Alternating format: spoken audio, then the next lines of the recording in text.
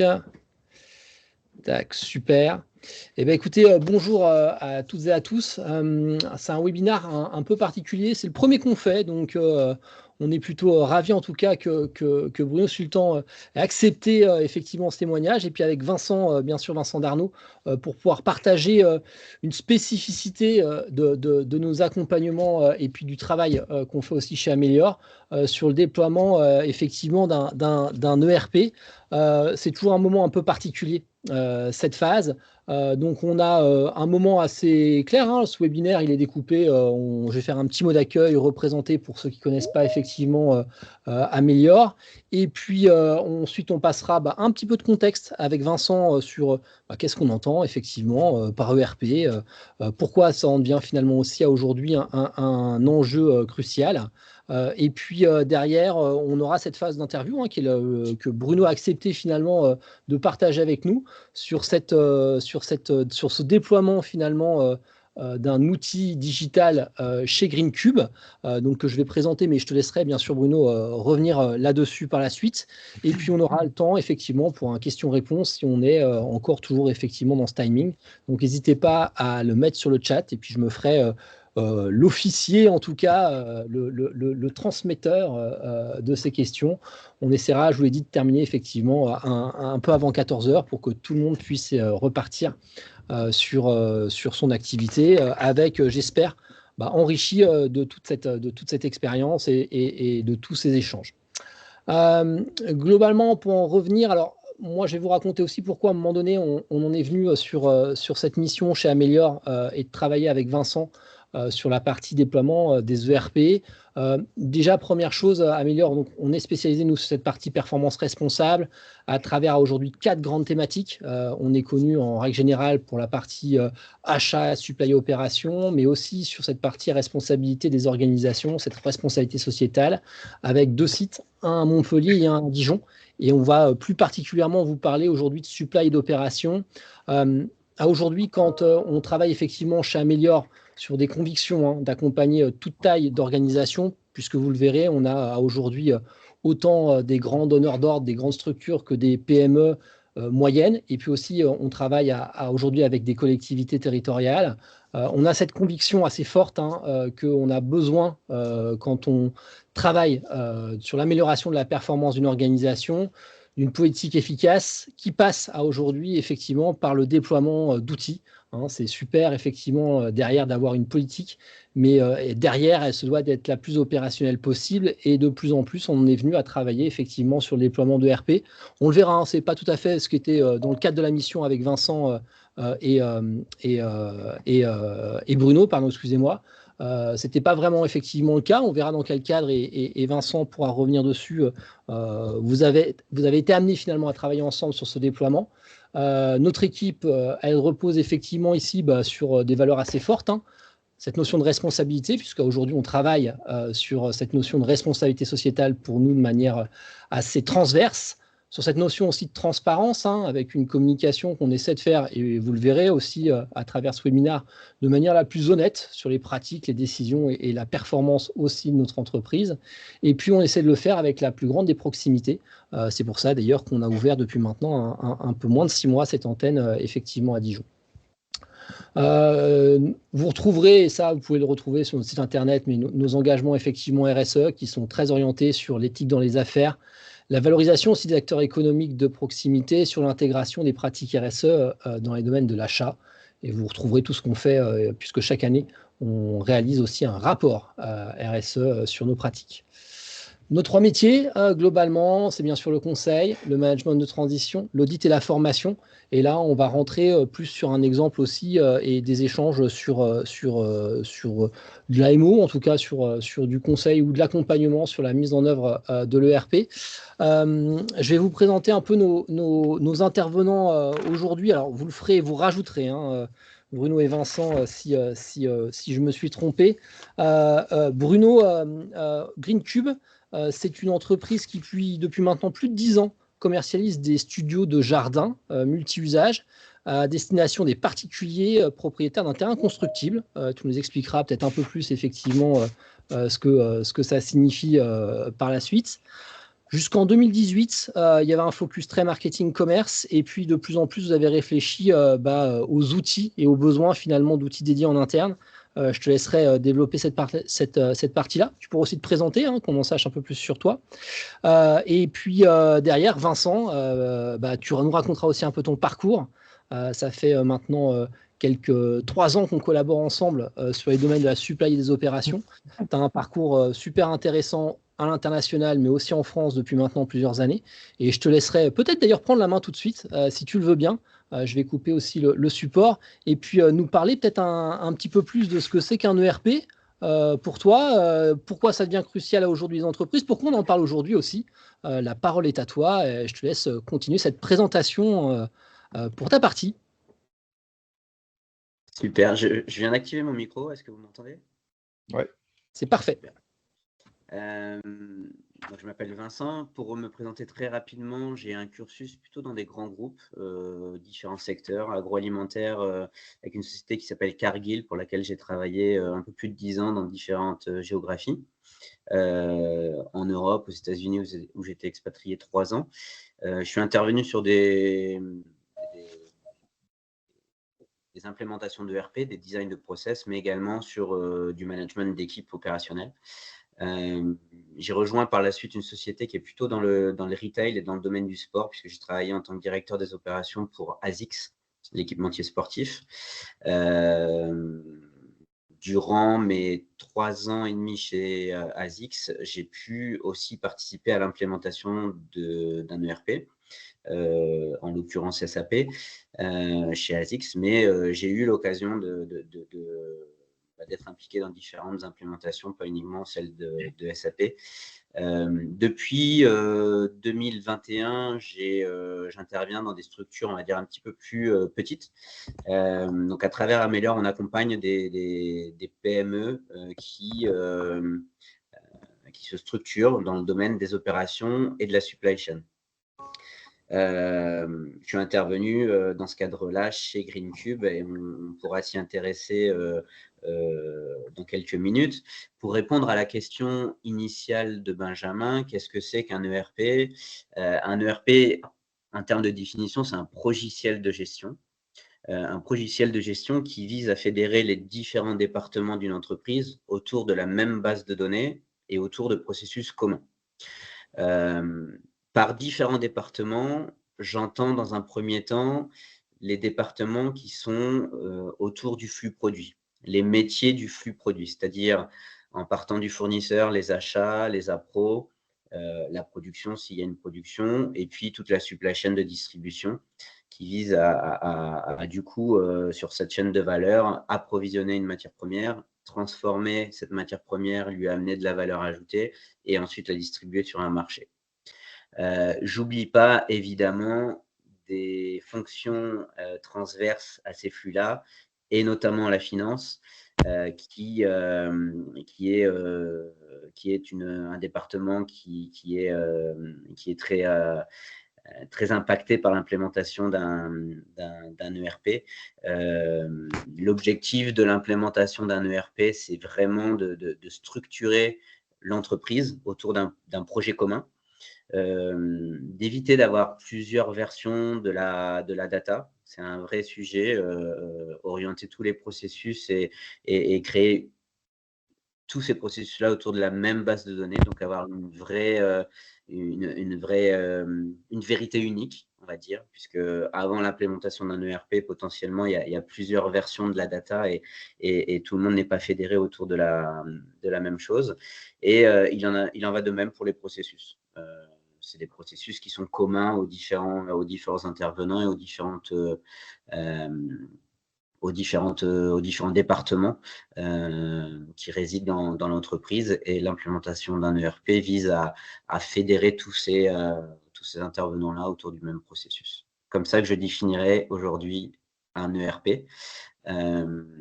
Évidemment, on est à même d'intervenir sur des sociétés qui se structurent et qui ont grandi de manière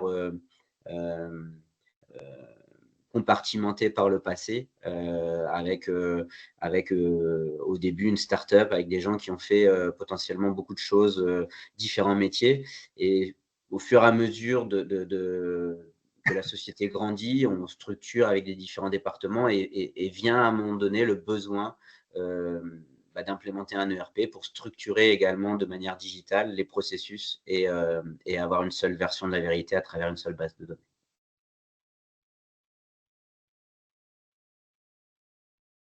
Merci beaucoup Vincent. Je gère en même temps, j'ai coupé ma caméra, mais je gère en même temps certaines rentrées, des demandes de liens supplémentaires.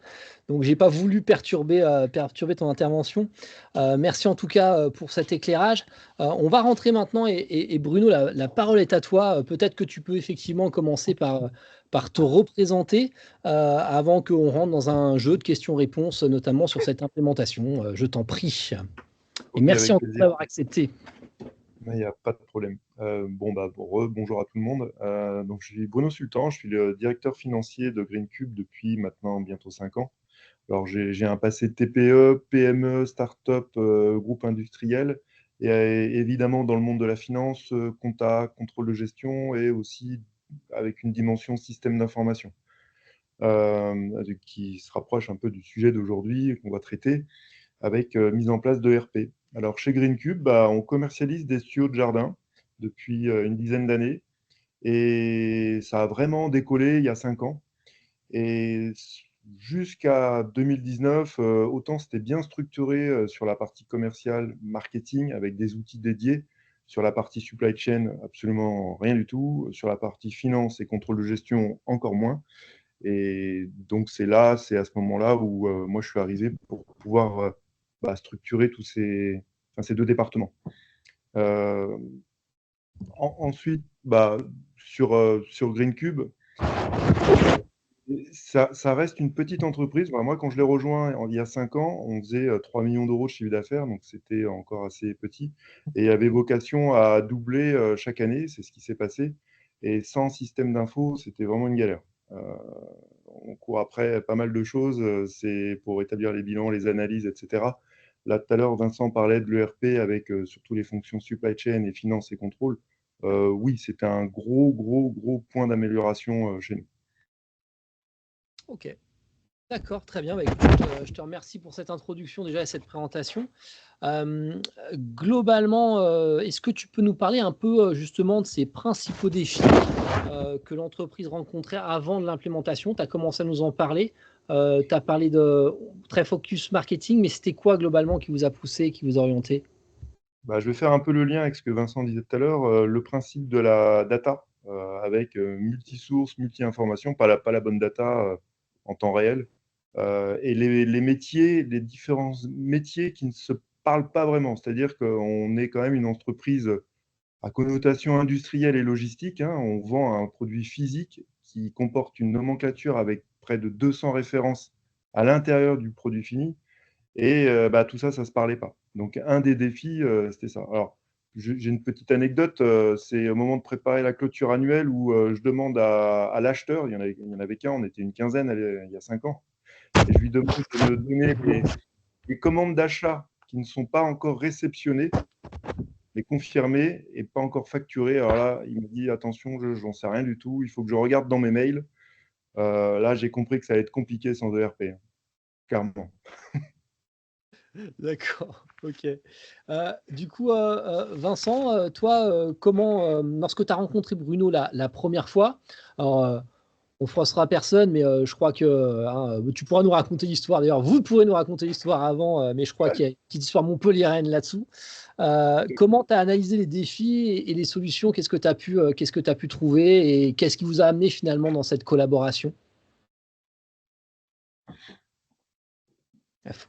Alors, Ouais. j'ai remis mon micro. Alors, pour la petite histoire, on a repris nos études ensemble avec Bruno. On a fait un Executive MBA à la Montpellier Business School en 2020. Bruno était déjà en poste chez GreenCube et on a intervenu ensemble avec d'autres collègues pour un projet d'analyse stratégique de GreenCube. Et donc, j'ai mis mes premiers pas chez GreenCube dans le cadre de ce projet-là en 2020. Suite à notre diplôme fin 2020, moi, je me suis lancé dans l'indépendance avec ces missions de conseil-là et avec notamment Améliore. Et il se trouvait qu'à ce moment-là, GreenCube a pris une décision d'internaliser ces métiers de la supply chain qui étaient jusqu'alors externalisés. Et GreenCube a fait l'acquisition d'un entrepôt dans lequel il était prévu de gérer tous les flux d'approvisionnement, mais également les préparations pour acheminer les différents produits sur les chantiers et constituer les studios de jardin en bois. Moi, je suis arrivé dans le contexte d'internalisation de la supply chain, de la mise en place des équipes et de l'entrepôt, puisque c'est un réel métier qui était jusqu'alors sous-traité. Et l'idée, c'était d'internaliser tout ça. Donc, j'ai mis mes mains dans ce sujet et en parallèle, GreenCube avait lancé un projet d'implémentation d'ERP pour lequel je n'étais pas censé du tout intervenir, pour lequel l'implémentation devait se faire avec un intégrateur et les équipes de GreenCube. Et il se trouve que forcément, dans l'implémentation de l'entrepôt, il y a eu beaucoup de ponts et beaucoup d'interactions avec ce nouvel ERP qui devait être implémenté. Et j'ai commencé à discuter avec les équipes internes de chez GreenCube, mais également avec l'intégrateur. Et c'est donc dans ce cadre-là que ma mission a également été étendue sur l'implémentation de l'ERP, l'accompagnement de GreenCube sur le métier de la supply chain. Donc, j'avais une double casquette. Je représentais quelque part les achats, les flux et la supply chain pour GreenCube, le métier, mais j'ai aussi pris un rôle d'AMO dans le sens où j'étais intermédiaire, entre guillemets, entre l'intégrateur et les équipes de l'intégration, les équipes de l'intégrateur, pardon, et le business GreenCube. J'étais en position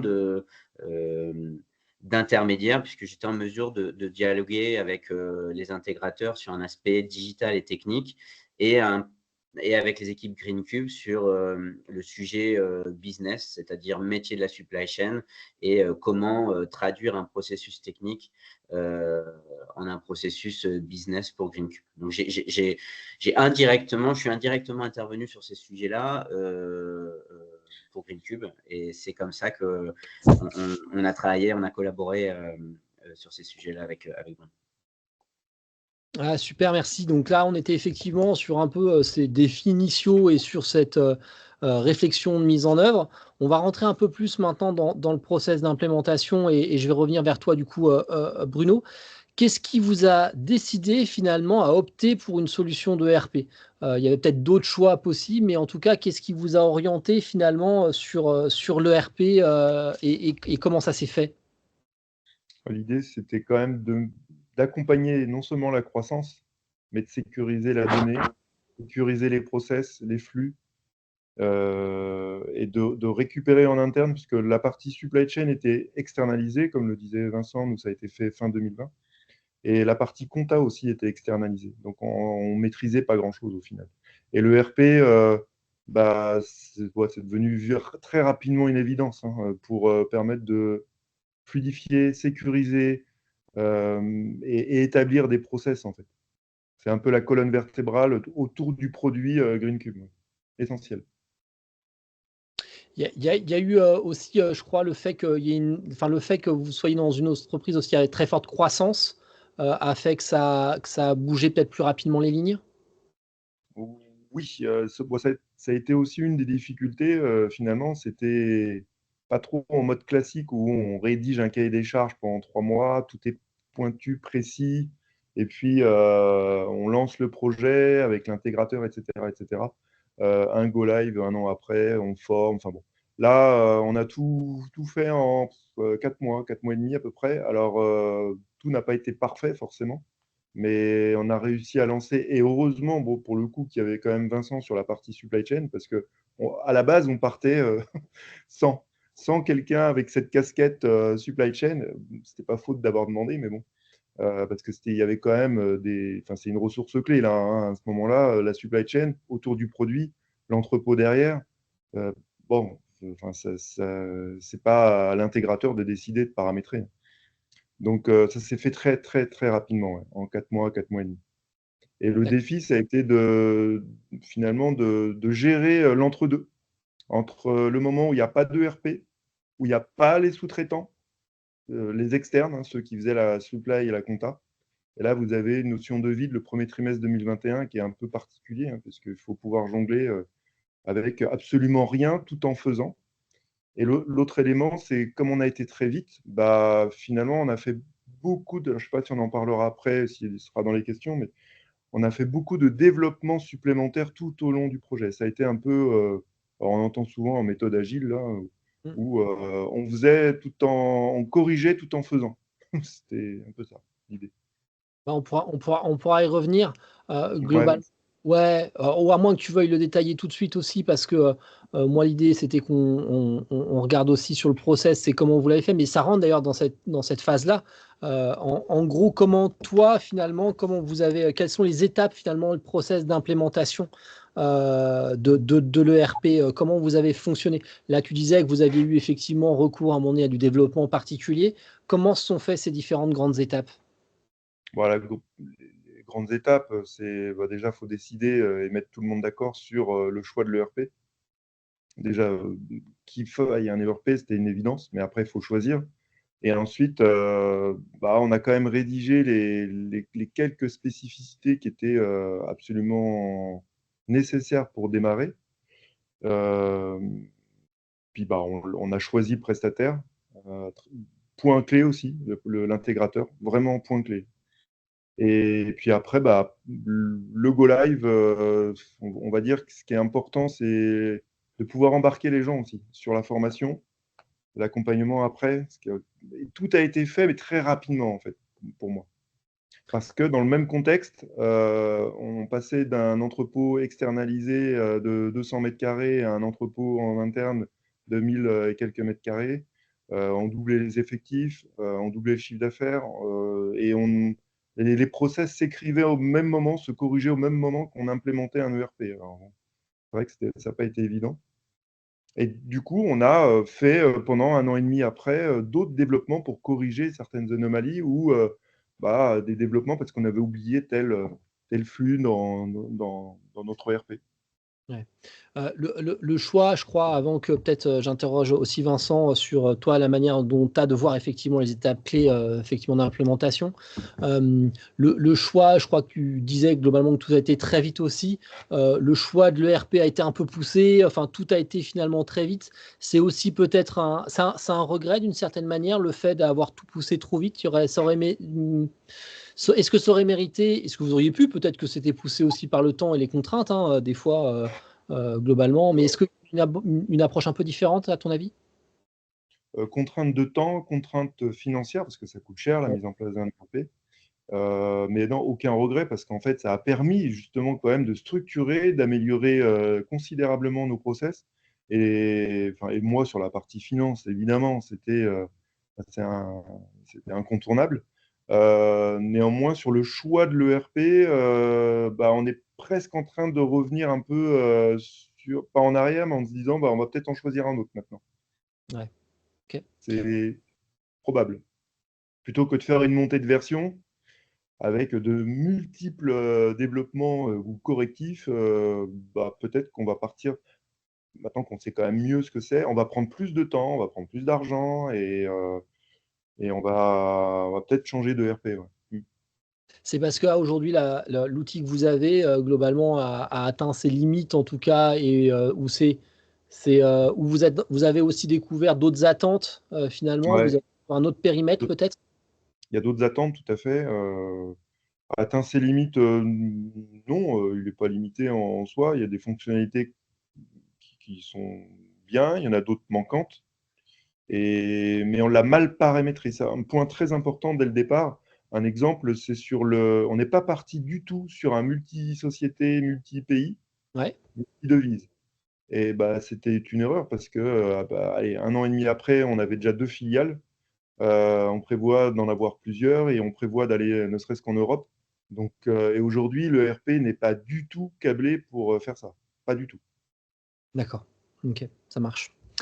Vincent, tu peux, toi, revenir peut-être sur toujours cette phase d'implémentation, sur globalement, toi, les étapes clés un peu finalement de déploiement, et puis de voir, toi, plus particulièrement sur le cas GreenCube, comment tu es intervenu. Oui, alors les étapes clés qui, je pense, vont peut-être être mises en place sur le nouveau projet ERP GreenCube, puisque ça va être en fait un projet relativement différent du projet initial dont on parle là, dans le sens où le projet initial était pressé par le temps et du coup, les étapes que je vais citer ont pas forcément été suivies de manière stricte parce qu'il y avait une vraie pression du temps, un vrai besoin très court terme qui font qu'on a accéléré le processus, on va dire normal, d'implémentation d'un ERP, processus qui pourra, je pense, être beaucoup plus suivi sur la nouvelle implémentation d'un ERP chez GreenCube puisque une solution est déjà en place. Et donc, du coup, à partir du moment où une solution est déjà en place, on se gagne du temps, en fait. Ça permet de faire les choses de manière un petit peu plus sereine et un petit peu plus, on va dire, orchestrée et processée.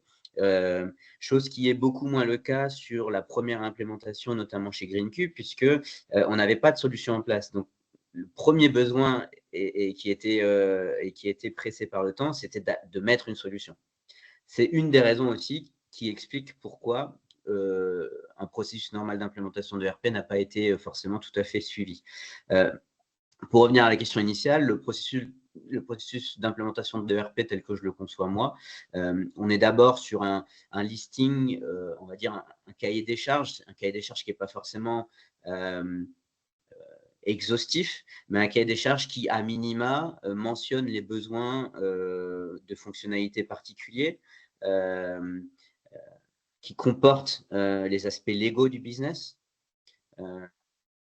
Donc, un cahier des charges qui permet en fait de consulter différents intégrateurs qui commercialisent une solution et de pointer les spécificités du business pour valider le fait que de manière standard, le RP y réponde ou valider le fait qu'à travers un développement, on puisse y répondre. Donc ça, c'est pour moi la première étape. C'est un sourcing de solutions, un sourcing d'intégrateurs à travers un cahier des charges qui comporte les fonctionnalités clés et majeures nécessaires pour la continuité du business. Sur chaque famille, Bruno parlait et le côté finance, et le côté commerce, et le côté supply, et le côté production, et enfin finalement toutes les phases ou toutes les missions finalement de l'entreprise. Exactement. Pour tous les métiers de l'entreprise, pour chaque métier, un cahier des charges, on pourrait en partager un. Là maintenant, on est pris par le temps, on va pas pouvoir, mais globalement, on explique ce que c'est la société, quel est son business, et pour chaque métier, quels sont les processus spécifiques et qu'est-ce qu'on attend comme fonctionnalité spécifique dans l'ERP. Donc effectivement, c'est par métier, ce qui nous permet de sourcer un panel d'intégrateurs et de solutions. Donc ça, c'est dans un premier temps, et on peut rentrer en contact avec ces fournisseurs, ces intégrateurs, et commencer à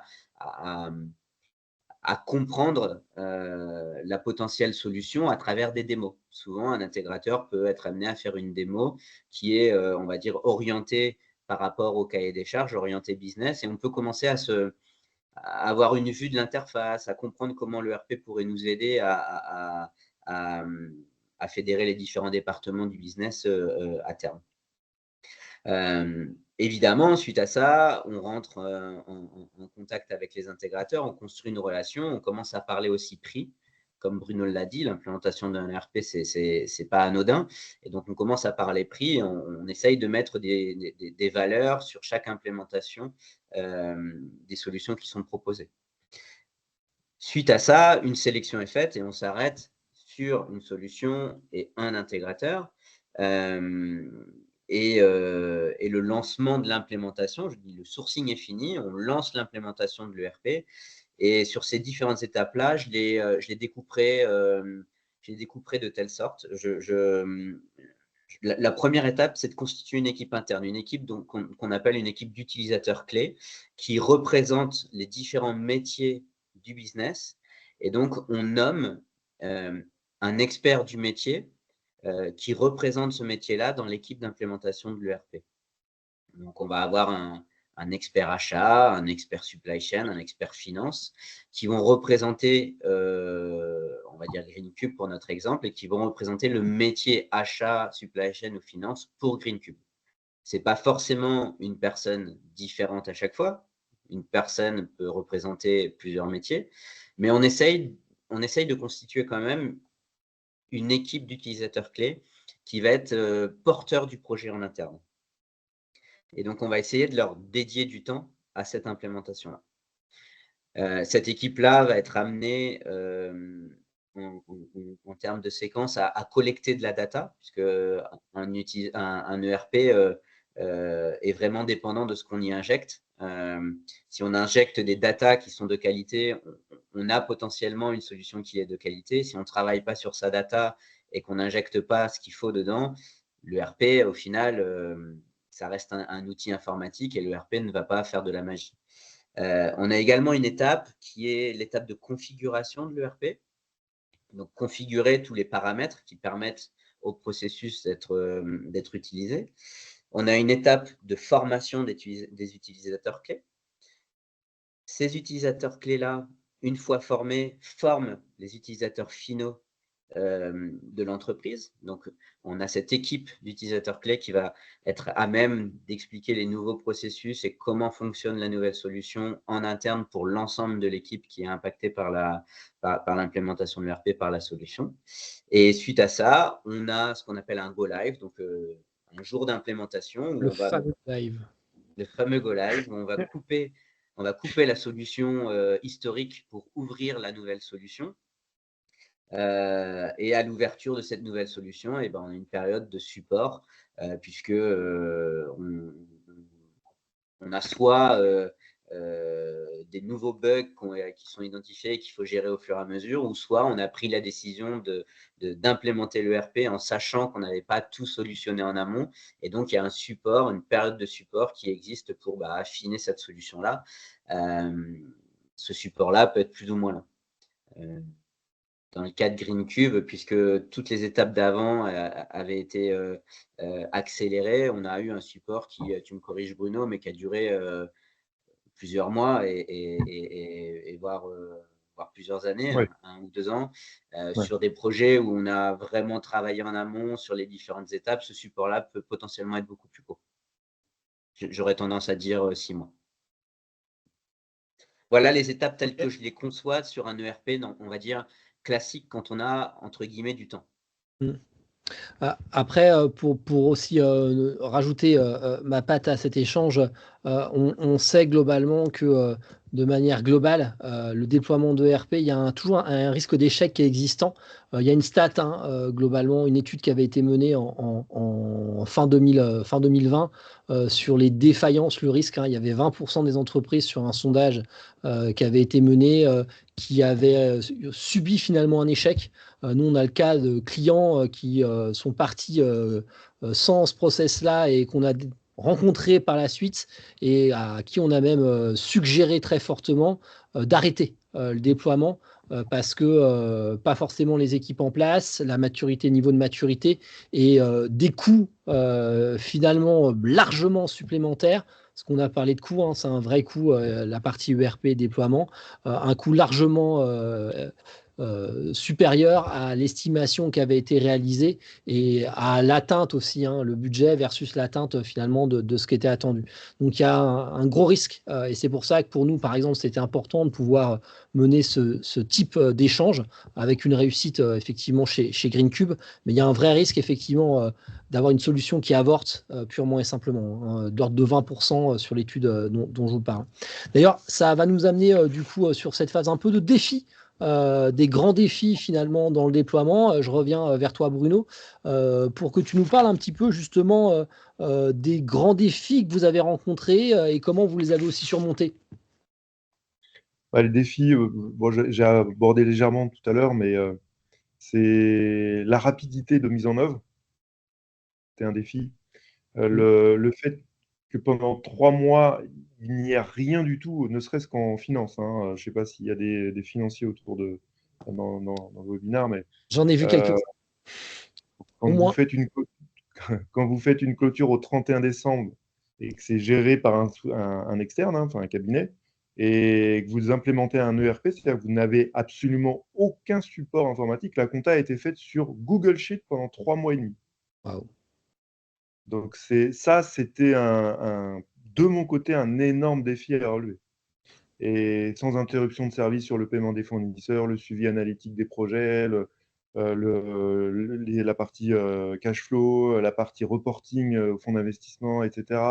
Sans aucun système d'information, je peux vous garantir que c'était sans doute un des plus gros défis. Et L'autre défi, ça il y a aurait, été pardon, le... Bruno, Pardon? du coup, excuse-moi, je te coupe, mais ça veut dire que globalement, la période aussi est importante. Finalement, si vous aviez pu décaler, vous auriez peut-être évité un peu ces périodes fiscales au final. Non, non, non, non, non, non, non. De Ah, toute façon, il fallait le d'accord. faire. Donc, Ok. non, le défi, c'était tu as une période où il y a aucun système d'information, en fait. C'est Ok. même pas, c'est pire qu'en mode dégradé, quoi.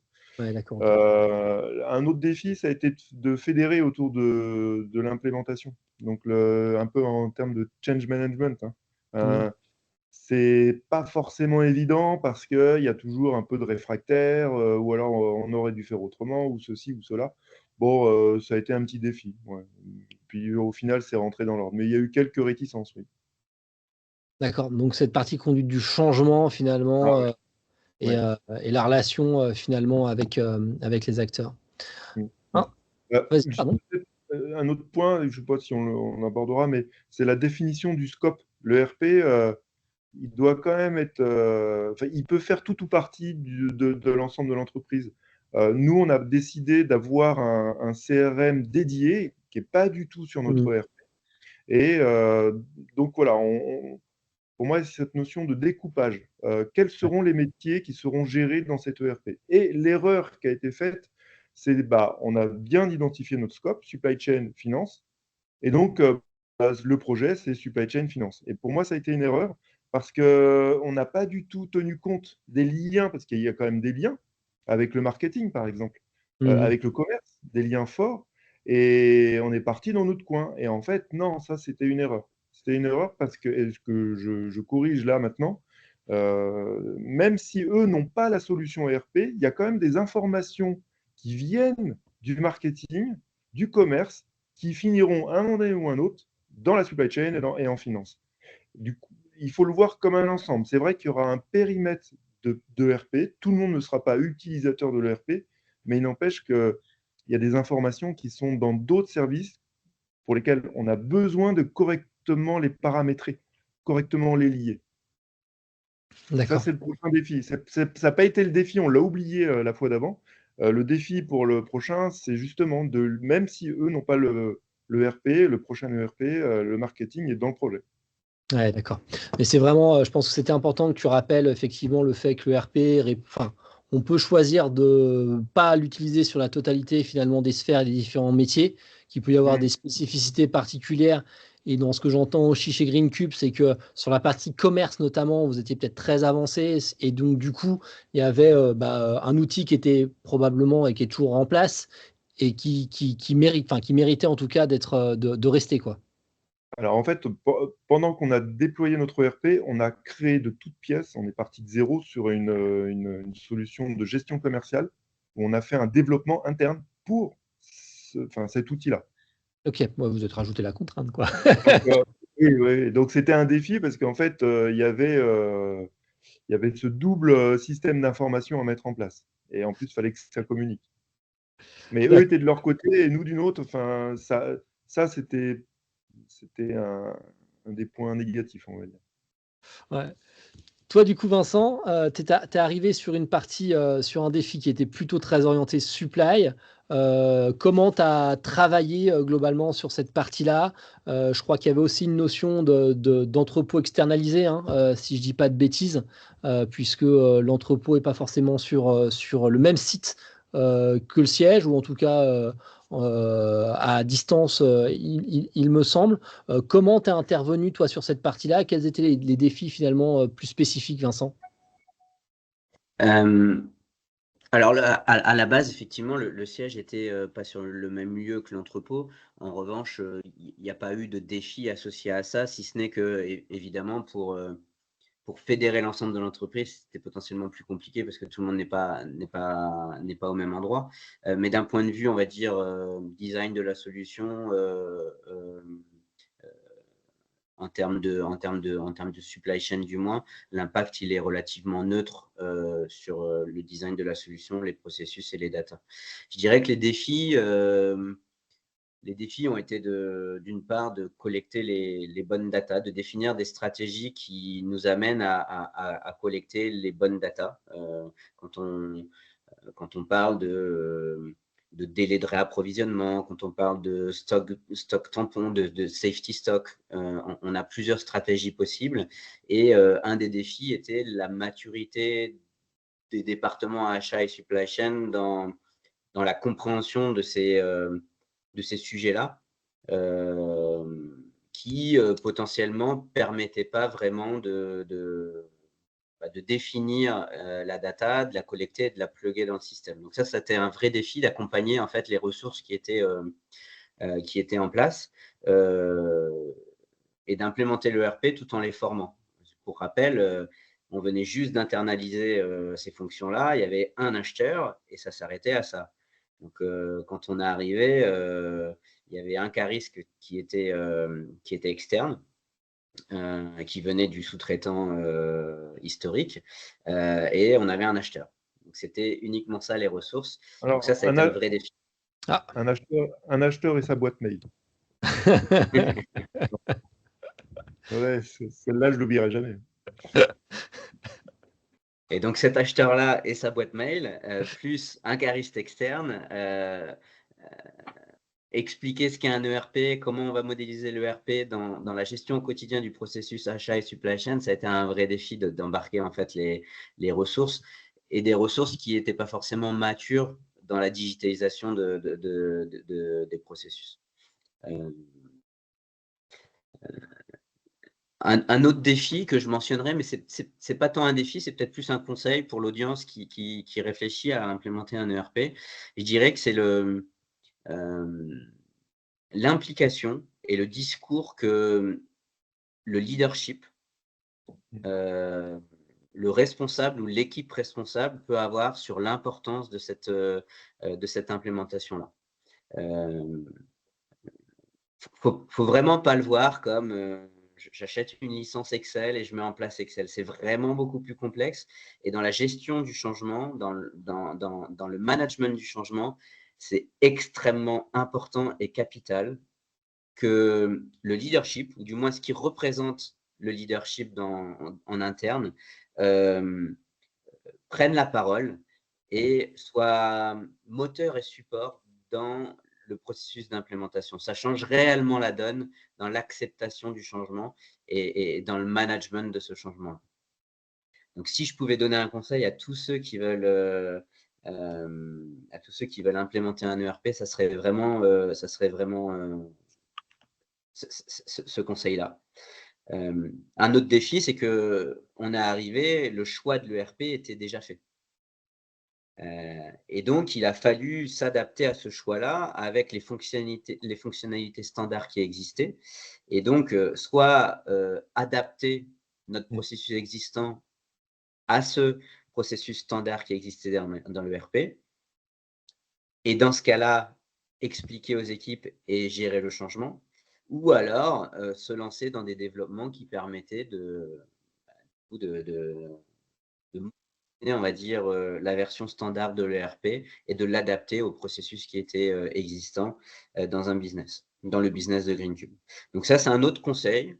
Je dirais que ça serait une erreur de vouloir customiser et modéliser l'ERP à son processus existant.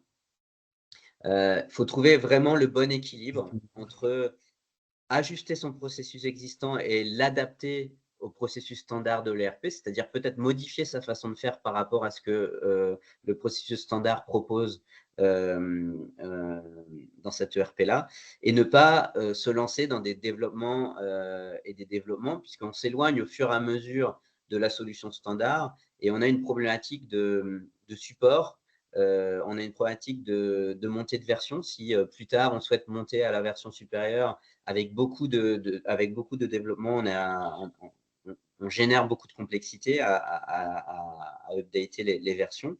Et évidemment, plus on a de développement, et plus on a un budget qui est astronomique. Donc, il y a un vrai autre défi et conseil qui serait de dire aux business qui souhaitent implémenter un ERP, vraiment se lancer dans un développement quand c'est absolument nécessaire, quand c'est vraiment quelque chose qui peut pas être changé également en interne. Un processus business peut des fois être adapté à la solution standard de l'ERP, et il faut ouvrir les chakras, il faut être ouvert à ça. Je pense que ça, au final, sur le long terme, ça peut être bien. Ouais, Vas-y, je dirais, Benjamin, il y a 3 ans, je rejoins Vincent, il y a 3 ans, nous, notre défi, c'était de tordre l'ERP pour le mettre à nos process. Dans 1 mois, 6 mois pour le prochain, le défi, ce sera de tordre nos process pour qu'ils soient compatibles à l'ERP. Mais clairement, c'est un changement radical. Ok, ça marche, super intéressant, hein, merci, hein. Je vois l'heure avancer et globalement, je vous passe qu'on passe à la dernière phase qui est plutôt le résultat, les bénéfices. Toi maintenant, aujourd'hui Bruno, quels sont finalement les principaux bénéfices que tu as observés? Je suppose que tu as maintenant de la donnée et de la data, mais Ouais. effectivement, de pouvoir un peu détailler ces éléments-là. Vu le timing, si vous avez des questions, je vous propose de les passer directement dans le fil de la conversation. Comme ça, je les reprendrai et pas basculer effectivement par le micro. Et on va essayer de rester dans ce timing. Donc, il nous reste une petite dizaine de minutes. Bruno, alors ces bénéfices, ça donne quoi? Alors, en synthèse, bénéfice, je dirais fiabilité des données, euh, gain de temps, parce qu'en fait, on maîtrise beaucoup mieux notre process pour rechercher, ne serait-ce que le flux entre l'achat, enfin la commande, l'achat, la facture, le stockage, la réception, l'impact sur le projet de notre client. Bah, en 3 clics, en fait, on a cette traçabilité qu'on n'avait pas avant. Ça permet aussi de fédérer autour d'un seul outil. Alors, une partie seulement de l'entreprise, puisque tout le monde n'est pas sur cet ERP, comme je l'ai dit. C'est les principaux résultats, je veux dire, c'est ça. Ouais. Fiabiliser nos process et nos data. Ok, ça marche. Vincent, toi, globalement, est-ce que tu as quelques exemples alors on a l'exemple de l'accompagnement de GreenCube, mais d'autres exemples finalement de réussite ou de bonnes pratiques issues d'autres projets peut-être? Juste pour rebondir sur ce que Ouais. Bruno précisait, je rajouterais le contrôle. Ça permet de créer une certaine dimension de contrôle et de maîtrise. Et ça, c'est un vrai atout dans, dans l'implémentation d'un ERP. En ce qui concerne ta question qui était… C'était des exemples de réussite ou en tout cas de peut-être rajouter quelques éléments qui globalement valorisent en tout cas quelques résultats supplémentaires peut-être dans d'autres structures ou d'autres organisations.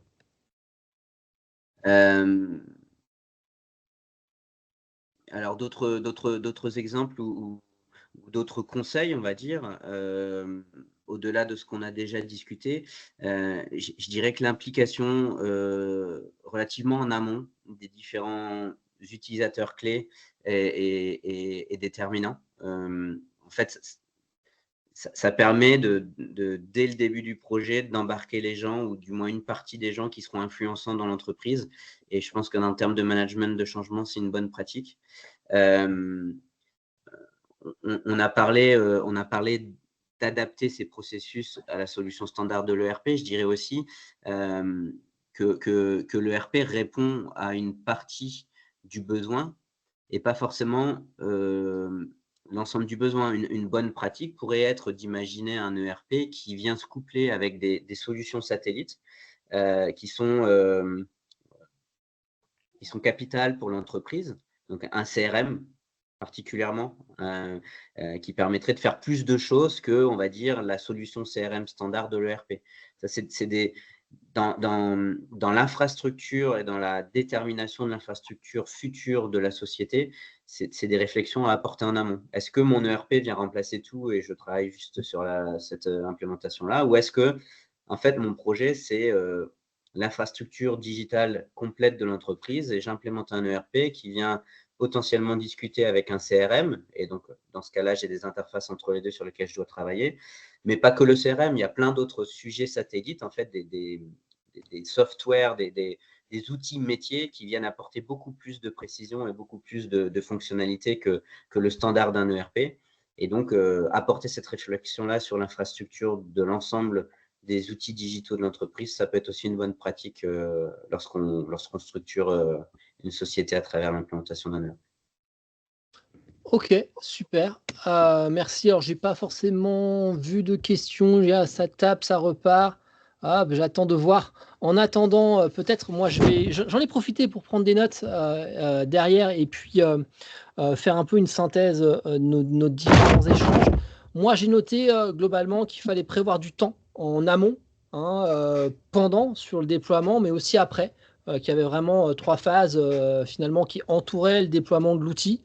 Qu'il fallait être effectivement peut-être vigilant sur la construction du cahier des charges, de bien le faire effectivement par service pour pouvoir derrière envoyer le bon message finalement au marché. Que c'est un coût, qu'il faut prévoir effectivement le budget, soit que ce soit de l'outil, mais aussi des différentes phases en amont et en aval, qu'il fallait savoir aussi s'adapter au process même de l'outil et de l'ERP, et que la conduite finalement du changement était aussi essentielle. Petite question là sur le chat. Quelle a été la période test avant le go live? Là, en durée. Ouais, quelle durée? Déjà peut-être sur la durée globale entre le moment où vous avez décidé de l'implémenter et le moment où finalement vous avez lancé le go live. Ça a duré combien de temps? 4 mois et demi. 4 mois et demi. D'accord, ok. Ouais, Rapide, mois, Vincent. Ouais. Je dirais que c'est pas un délai usuel. Je dirais que c'est extrêmement rapide. Juste pour l'audience, moi j'ai rarement vu un ERP qui s'implémente en moins de 6 mois. J'aurais plutôt tendance à recommander entre 6 mois et 1 an. 4 mois et demi, c'est extrêmement rapide. Et d'ailleurs, on avait eu une discussion avec Bruno qui, lui, pour son métier finance, c'était capital qu'on soit live au bout de 4 mois et demi. Nous, côté supply chain, on n'était clairement pas prêts et on a pris la décision consciente d'aller live pour la finance en sachant qu'on aurait beaucoup de travail à faire après le go live côté supply chain. Mais on n'était pas encore prêt côté supply chain, c'est certain. Super. Je vais devoir malheureusement, pour rester dans un timing qui soit cohérent, s'arrêter là. Vous avez la possibilité de me renvoyer les questions. On aura la possibilité de faire suivre effectivement, si Bruno et Vincent effectivement nous le permettent, de faire cette interface pour pouvoir poursuivre ces échanges. Il est 13h57. Bruno, Vincent, merci beaucoup pour ces échanges. On va rester effectivement sur cette durée. Merci à notre auditoire. Vous pouvez retrouver bien sûr cette vidéo pour ceux qui veulent la diffuser ou la revoir sur notre chaîne YouTube. Chez Améliore, on a une chaîne YouTube. J'ai l'impression d'être un influenceur quand je dis ça. C'est peut-être un peu beaucoup, mais en tout cas, on utilise cette plateforme à l'heure actuelle pour pouvoir retrouver ce webinaire. Merci à tous. Merci Bruno. Merci encore pour ce partage. Merci à Vincent aussi. Je vous souhaite à tous, peut-être si vous voulez dire un petit mot de la fin, c'est vous qui décidez du timing, soit on va très vite, soit vous pouvez effectivement continuer à échanger avec nous, mais je voulais en tout cas respecter mon engagement de garder le contrôle de ce temps. Bruno? Non, pas plus. Non. Écoute, je te remercie beaucoup en tout cas. Vincent, merci à toi. Et pour ma part, très, très, très intéressant d'échanger dessus. Si dans l'audience, vous avez des questions, n'hésitez pas à les poser à Benjamin. On pourra échanger sur ce sujet-là qui a été abordé de manière très, très rapide, 1 heure pour parler de l'implémentation d'un ERP, c'est relativement rapide. C'est pour donner envie, Vincent. On donne envie. Merci à tous, excellent après-midi et à très bientôt. Merci. À bientôt. Au revoir.